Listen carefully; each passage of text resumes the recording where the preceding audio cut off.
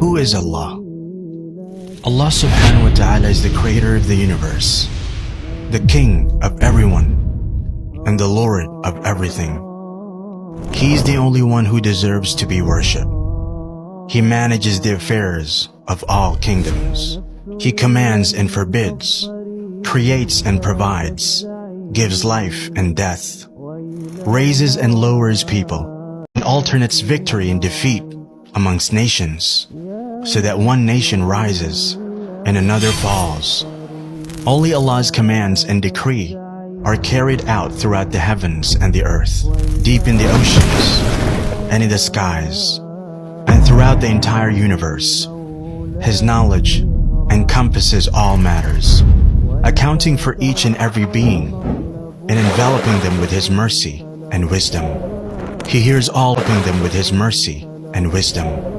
He hears all voices in their different languages, and with their varied requests and pleas. One voice does not distract Him from hearing another, nor do their innumerable pleas confuse Him.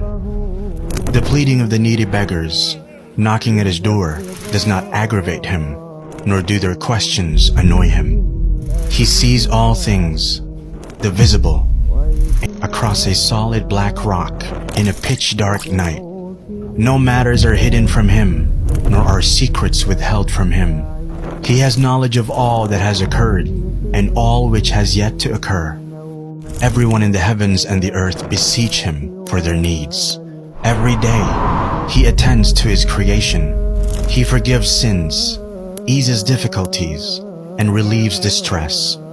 He mends the broken, enriches the distress. He mends the broken, enriches the poor, teaches the ignorant, guides the astray, directs the confused, and helps the desperate. He frees the captive, feeds the hungry, clothes the naked, and cures the sick. He accepts the repentance of the one who repents, and rewards the one who does good. He aids the oppressed, and humbles the tyrant. He conceals fault, and humbles the tyrant. He conceals faults, and calms fears. He does not sleep, nor sleep benefit Him. The deeds of the night ascend to Him before those of the day, and the deeds of the day before those of the night. Light is His veil. If He were to lift His veil in this world, the splendor of His face would burn all of His creation. What He possesses, all of His creation. What He possesses is not diminished by what He gives, for His right hand always remains full. On the day of judgment, the whole earth will be enclosed in a single grip of His hand, and all the heavens will be rolled up in His right hand. Then He will shake them and say, I am the King. I am the King. It is I who created the world out of... No sin is too great for Him to forgive. No request too great for Him to fulfill. We're all in His heavens and on His earth. From the beginning to the end of His creation, mankind and jinn alike were to be as pious as the most pious amongst them. This would not increase His sovereignty in the slightest. And if they all, from the beginning to the end of His creation, mankind in the beginning to the end of His creation, mankind and jinn alike were to be as sinful as the most sinful amongst them, this would not decrease His sovereignty in the slightest.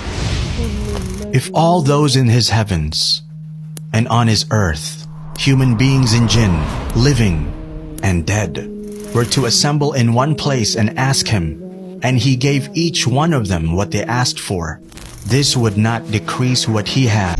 He's the most worthy of being worshipped and remembered. He's the most deserving to be thanked and praised. He's the most compassionate of kings, the most generous of those who are asked, the most forgiving of those who have power, and the most just of those who take revenge. With His knowledge comes wisdom, with His might, His forgiveness, and with His withholding. He is the first before whom there is nothing, the last after whom there is nothing. He is the most high, and there is nothing above him. The most near, and there is nothing closer than him. He is the most blessed and exalted. He is the most worthy of being worshipped and remembered. He is the most deserving to be thanked and praised. He is the most none sins except by his knowledge. When he is obeyed, he is appreciative.